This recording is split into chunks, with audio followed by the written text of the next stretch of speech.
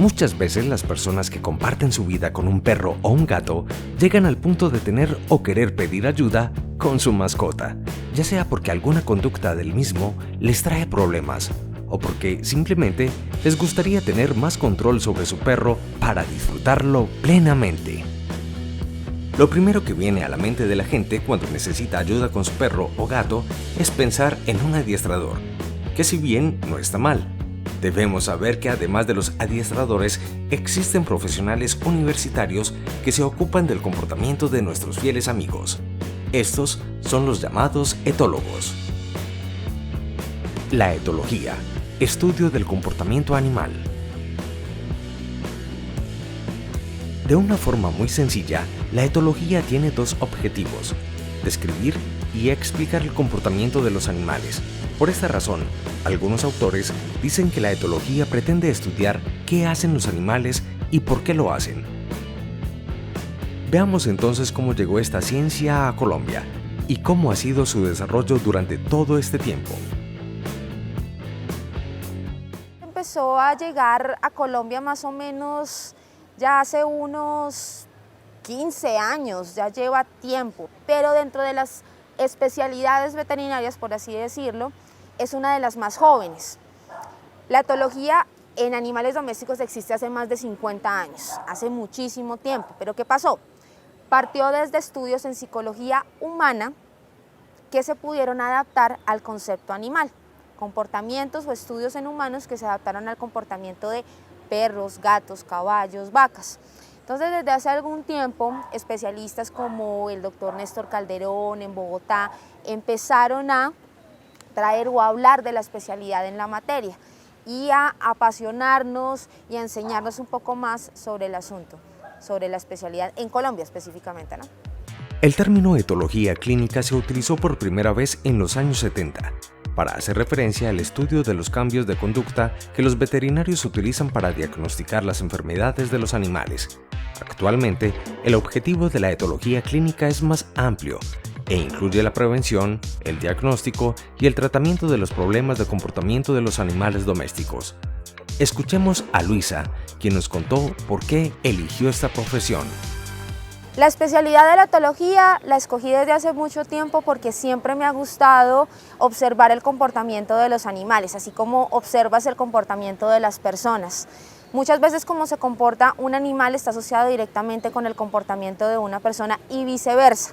Entonces, además de eso, es una rama o una especialidad de la medicina veterinaria que, aunque lleva muchísimo tiempo en otros países a nivel internacional, en Colombia, en todas las especies en general, son muy pocos los especialistas en la materia realmente que encontramos disponibles en el mercado. Entonces, esa también fue otra de las razones que me llevó a especializarme en el área.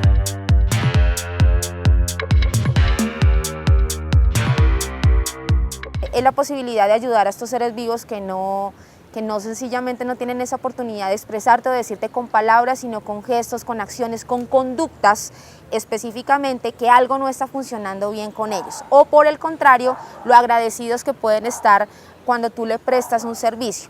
Pero también hay patologías o hay conductas que manifiestan la falta de equilibrio o la falta de salud mental en un animal, porque así como nosotros los humanos no tenemos salud mental y eso se puede asociar con patologías físicas, pues en los perros, en los gatos, en los caballos, en las vacas también pasa lo mismo. Cuando tu mente no está bien, tu cuerpo no funciona bien. Entonces esa también fue una de las razones por las cuales me llevó a mí a querer estudiar un poco más sobre el tema del comportamiento, porque había muchos pacientes que no tenían ninguna evidencia física o clínica de alguna alteración, pero los propietarios manifestaban que había algo en sus mascotas que no estaba bien.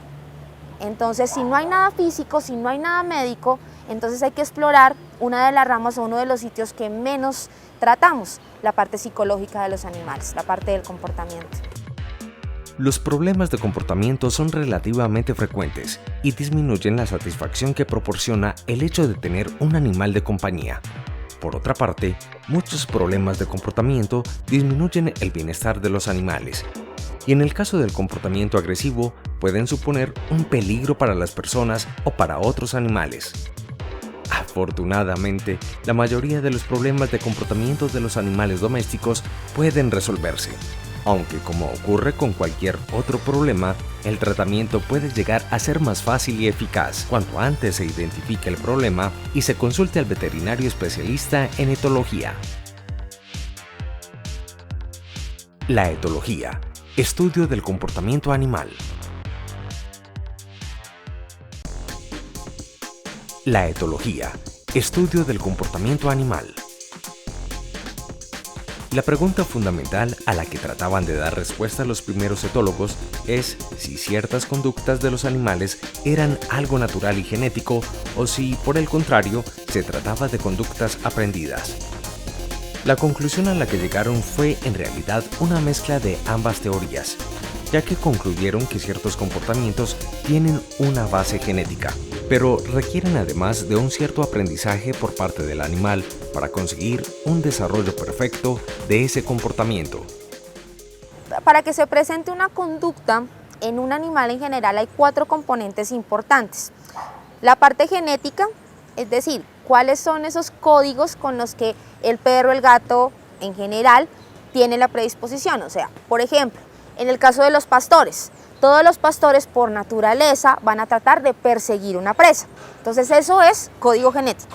El segundo componente es el medioambiental y ahí vamos nosotros incluidos. En el medio ambiente, hace parte de lo que es la casa, el parque, la peluquería, la veterinaria, nosotros mismos. El tercer componente es la parte hormonal y el cuarto componente es la parte que se refiere al sistema nervioso. Entonces, nosotros influimos de manera directa porque nosotros podemos crear un buen o un mal ambiente, no solamente con el sitio donde vive el perro o el gato, sino también con nuestra personalidad.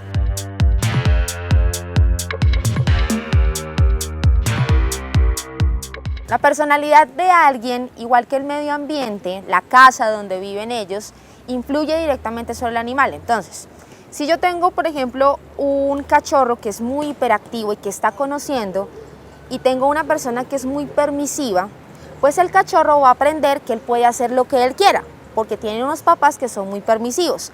Por lo tanto, ese cachorro va a aprender que puede hacer lo que quiera y va a ser de estos cachorros que son hiperactivos, que hacen lo que quiera. Si por otro lado tengo, por ejemplo, un cachorro que explora muy poco, que es muy tímido y es muy retraído, y tiene unos papás que son muy dados al dominio o muy dados a hablar muy duro, entonces sencillamente lo que van a hacer es que van a retraer más a ese cachorro y ese cachorro va a ser de esos perritos en el futuro que son asustadizos. En cambio, si yo tengo, por ejemplo, un cachorro hiperactivo que está conociendo, pero tengo unos papás que son de buena estructura y que les enseñan a decirle esto se hace, esto no se hace de manera adecuada, voy a tener ¿qué? Un perro equilibrado, un perro que se va a saber comunicar o va a saber entender lo que le dicen los papás.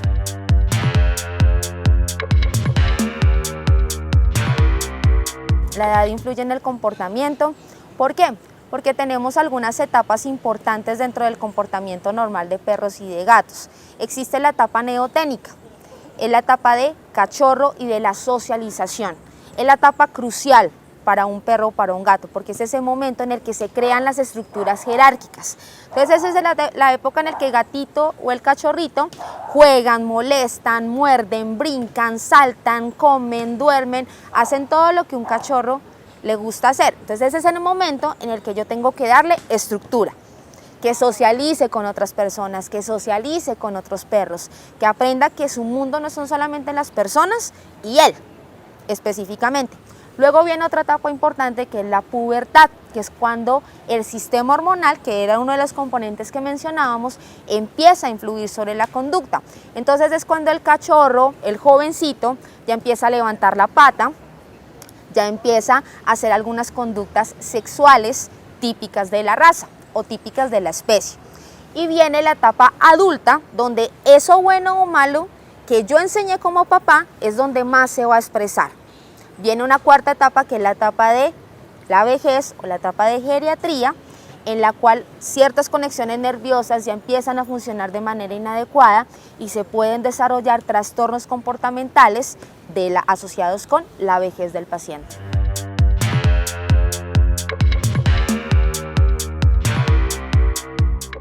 de la alimentación influye directamente sobre la presentación de una conducta desde dos puntos de vista, porque hay patologías endocrinológicas que pueden provocar manifestaciones en la conducta a través de la alimentación.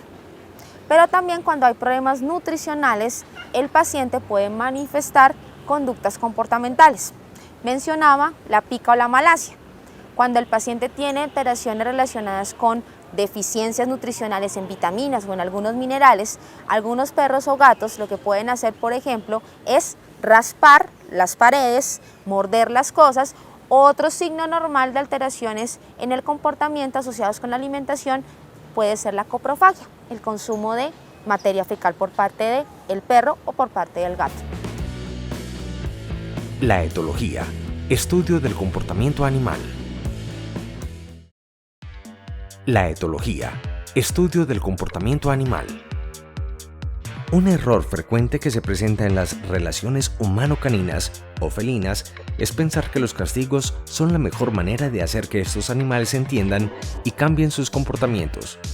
También podemos encontrar algunos tipos de conductas adquiridas por animales adoptados, ya que posiblemente tengan comportamientos que anteriormente no fueron tratados a tiempo, lo que hace que en ocasiones sea más difícil su tratamiento. El castigo tiene dos formas de presentación. Nosotros entendemos el castigo como una forma física y la asociamos directamente a eso. ¿Por qué? Porque hacemos muchas cosas que hacemos con los niños, las hacemos con los perros. Pero en el caso de medicina comportamental tenemos castigos y tenemos refuerzos.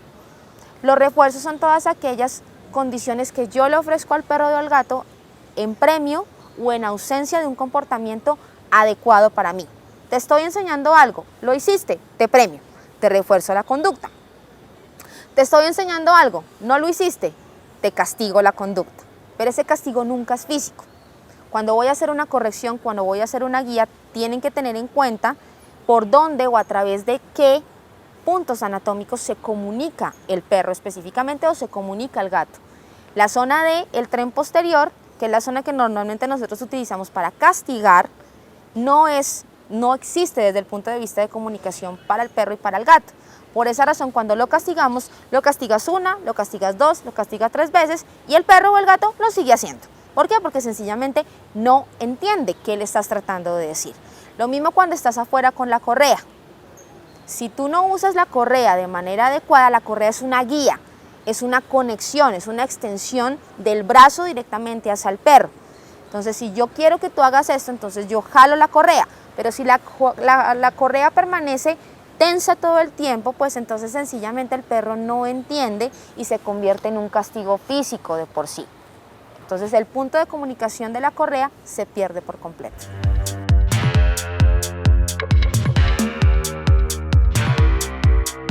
Son casos completamente individuales, porque existe el caso de ese perrito o ese gatico que ha crecido toda su vida en un albergue o en un refugio.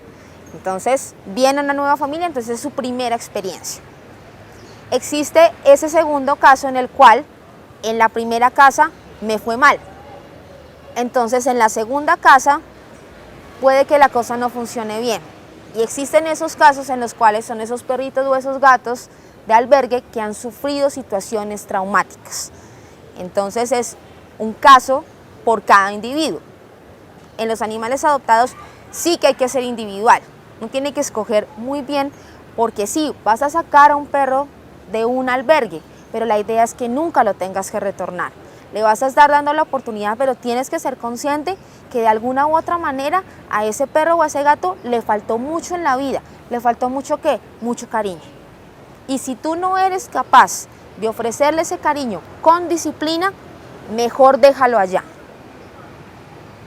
No lo adoptes, porque si no vas a tener el tiempo, vas a estar dañando más a ese ser que necesita realmente una oportunidad de ser feliz. Porque ellos realmente lo que buscan es eso, crear un vínculo. Cada vez que van personas a visitar perritos o gaticos a los albergues, todos ellos creen crear vínculos, entonces por eso menean la cola, por eso ladran, por eso brincan, por eso todo. ¿Por qué? Porque quieren crear un vínculo con esa persona. Y si nosotros los devolvemos, entonces ¿qué pasó? ¿Por qué me abandonaste? ¿Por qué me dejaste? Siempre el perro va a tener esa pregunta, pero como él no habla, entonces nadie le responde. Para evitar que estas conductas se presenten, es necesario que las personas se den su lugar y definan quién es el que tiene el control en las relaciones con sus mascotas. Es bueno o malo dependiendo de lo que yo quiera, porque el punto es básicamente ese. Lo importante es que siempre esté muy bien definido cuál es el lugar de la persona, que siempre tiene que estar por encima del perro y por encima del gato. Si yo como papá decido que quiero que mi perro duerma en la cama, entonces siempre tiene que estar claro que es mi cama. Me acuesto en mi cama y le permito al perro subir a la cama. No llego a la cama y el perro ya está ahí, porque entonces la cama es del perro. Papá, váyase a dormir a la cama del perro. La idea nunca es esa. La idea es que yo le permito, que siempre se complete esa frase. Yo te permito salir a jugar, yo te permito comer, yo te permito subirte a la cama, yo te permito hacer cualquier cosa, pero que siempre parta del humano. Si parte del perro, es una conducta inadecuada y por lo tanto se debe corregir. La etología, estudio del comportamiento animal. La etología, estudio del comportamiento animal. A lo largo de su carrera, la doctora Luisa Fernanda ha tenido buenas experiencias y otras no tanto con sus pacientes, que en definitiva le han dado muchas satisfacciones. Escuchemos un poco de estas experiencias y qué ha sido lo más difícil en su trabajo con los animales. Experiencias bonitas y experiencias malas en etología siempre me han sucedido, desde hace mucho tiempo me han sucedido cosas muy bonitas. El simple hecho de ver cómo un paciente, cuando le das una estructura disciplinaria y el propietario es muy juicioso con darle esa estructura, con darle ese tiempo, porque cuando hablamos de disciplina en un perro o en un gato no asociamos o no es necesariamente hablar de castigo, que es algo que tal vez los humanos pensamos siempre, que la disciplina es sinónimo de castigo. No, disciplina es sinónimo de darle una estructura de vida, es dedicarle tiempo.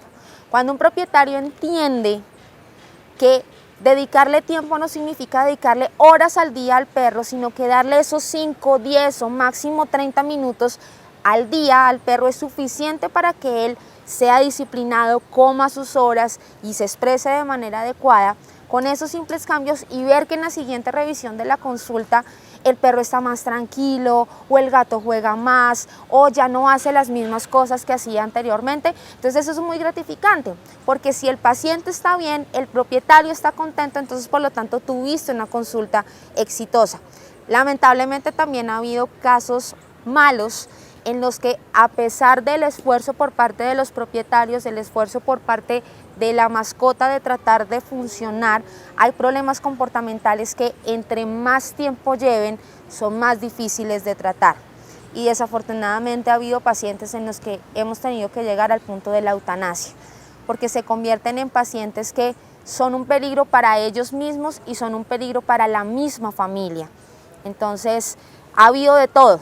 Experiencias muy bonitas, muy gratificantes, de gente que se compromete con el asunto y realmente ves la alegría del perro, ves cómo está más tranquilo, ves cómo entiende mejor, ves cómo se comunica mejor con sus papás, pero por otro lado también esos papás que, a pesar del esfuerzo, la raza, la predisposición genética o el tiempo que lleva una conducta establecida, hacen que el pronóstico de la enfermedad comportamental sea malo y lamentablemente se tenga que pensar en la eutanasia como opción de salida para ello.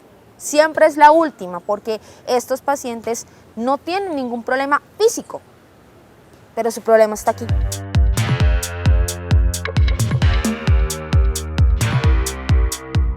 Lo más difícil de la especialidad es que el público entienda, o que los propietarios entiendan, que la solución del 95 o más porcentaje de las patologías está en cambiar la rutina de vida del animal. El 95% o más de los problemas comportamentales que tienen, por lo menos lo que se refiere a perros y gatos, caninos y felinos, tienen un altísimo componente dueño, componente propietario. Es decir, que el propietario generalmente es el causante o el contribuyente a que una patología se desarrolle. Obviamente el individuo también tiene predisposición a desarrollar esos trastornos comportamentales, pero así como ellos se convierten en parte del problema, ellos deben ser también parte de la solución. Lamentablemente en etología, en comportamiento, no hay ningún medicamento que yo te pueda dar, así como en medicina interna o en gastroenterología, que tienes un paciente que tiene vómito o diarrea y tú simplemente le das una pastillita durante 5 días y ya le pasa el vómito y la diarrea. En comportamiento no pasa, no hay ese medicamento milagroso que nos haga esto. Y son patologías que van evolucionando con el tiempo. Entonces hay muchos pacientes que ya tienen trastornos comportamentales, pero hasta que no se convierten en un problema para el propietario, no acuden al etólogo, porque no lo ven como anormal, porque sencillamente muchos papás, sobre todo de perros y de gatos, no saben cómo se comporta normalmente la especie, sino que suponen cosas por lo que leen en internet o por lo que los dice cualquier desconocido. Para entender un poco el comportamiento de las mascotas y el por qué se presentan ciertas conductas en ellas, la doctora Luisa Fernanda quiso dar un consejo muy importante para que los propietarios de mascotas entiendan cuál es el lugar que le deben dar a las mascotas dentro de cada familia. El consejo en general que les daría a los propietarios de perros y de gatos en general es que aprendan que un perro o que un gato no es un peluche. No es un juguete que puedas desechar, no es algo que te cansaste el día de mañana y entonces lo regalas o lo desechas o lo echas para un lado o lo echas para el patio. El perro y el gato hoy en día hacen parte de la familia, son hijos. Los mismos papás dicen muchas veces, es mi hijo, es mi perro, es mi hijo. Es Lucas Prada, no es Lucas, es Lucas Prada y le ponen apellido al asunto y en la historia clínica nos hacen colocarle a nosotros los médicos veterinarios, por favor, colócale el apellido a mi perro, listo. Entonces, si son hijos, no pueden ser hijos solamente de apellido, tienen que ser hijos y todo hijo conlleva una responsabilidad. Cuando voy a adquirir un perro, cuando voy a adquirir un gato, si lo voy a comprar de raza, tengo que tener el dinero y tengo que hacer un presupuesto de saber, yo voy a poder darle a este perro todo lo que necesita, tengo el espacio suficiente para tenerlo, tengo el tiempo suficiente para poder educarlo. Un perro y un gato no necesitan mucho tiempo, necesitan regularidad. Si tú en tu vida le puedes dar 10 minutos en la mañana y 10 minutos en la tarde a ese perro, él lo va a aceptar porque es el tiempo de acostumbramiento, pero que sea regular.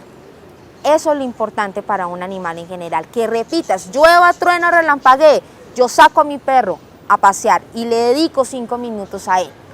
Y más aún cuando vas a adoptar un perro, cuando vas a adoptar un gato, le estás brindando una oportunidad, pero tienes que ser responsable. Un perro es un hijo, si es un hijo es una responsabilidad y por lo tanto debes asumirla como tal. Ese es tal vez el principal consejo cuando vas a adquirir o cuando ya tienes una mascota. Dale tiempo, dedícale tiempo a tu animal, no te va a pedir mucho, te va a pedir es, dedícame ese poquito de tiempo de tus 24 horas, dedícame un tiempito todos los días a mí y las cosas cambian.